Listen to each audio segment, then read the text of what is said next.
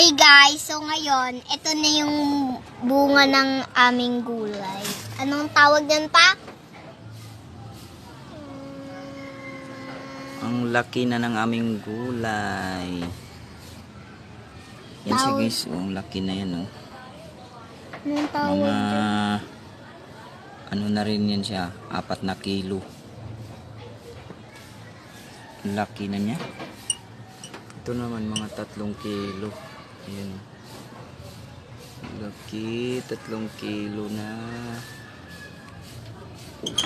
Bigat nito guys. Bigat mo. Mabigat sa hawakan. Bigat.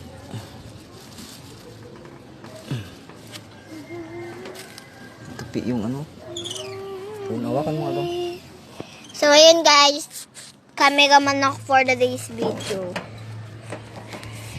Ito tayo. Yan, sobrang umaambon na kasi guys.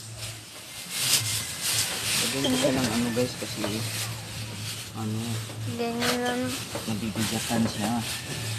Ganyan daw na Lagyan natin ng plastic. plastic para hindi siya nabibigatan.